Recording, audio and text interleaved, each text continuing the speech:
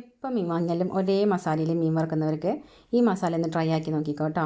അപ്പോൾ ഒരു 1/2 കിലോ അയില വാങ്ങിച്ച് കഴുകി വൃത്തിക്ക് നന്നായി വരഞ്ഞെടുത്തിട്ടുണ്ട്. ഇതുപോലെ ഇതിലേക്ക് വേണ്ട മസാല: മിക്സിയുടെ ജാറിലേക്ക് 4 അല്ലി വെളുത്തുള്ളി, ഒരു 8 അല്ലി ചെറിയുള്ളി, 2 കഷ്ണം ഇഞ്ചി, ഒരു 8 കാന്താരി, ഒരു 1/2 ടീസ്പൂൺ കുരുമുളകും വലിയ ജീരകവും, 2 ടീസ്പൂൺ മുളക് പൊടി, 1 ടീസ്പൂൺ മല്ലിപ്പൊടി, 1/2 ടീസ്പൂൺ മഞ്ഞൾപ്പൊടി, ഒരു തണ്ട് കറിവേപ്പില, ആവശ്യത്തിന് ഉപ്പ്, ലേശം വിനാഗിരിയും ചേർത്ത് നന്നായിട്ട് പേസ്റ്റ് പോലെ അരച്ചെടുക്കുക. ഇനി അതിന് കുറച്ച് മസാല എടുത്തിട്ട് നമ്മുടെ മീനിലേക്ക് ഇതുപോലെ ഓരോ കയ്യിലെടുത്ത് നന്നായിട്ട് അങ്ങോട്ടും ഇങ്ങോട്ടും ഉള്ളിലേക്കൊക്കെ നന്നായിട്ട് തേച്ച് പിടിപ്പിക്കുക. ഇനി ഇതിനൊരു 20 മിനിറ്റ് മാറ്റി വയ്ക്കുക. ഇനി വെക്കാനായിട്ടൊരു ചട്ടി എടുക്കുക. നമ്മളെപ്പോഴും മീൻ വറുക്കണ പോലെ തന്നെ ലേശം വെളിച്ചെണ്ണ ഒഴിക്കുക.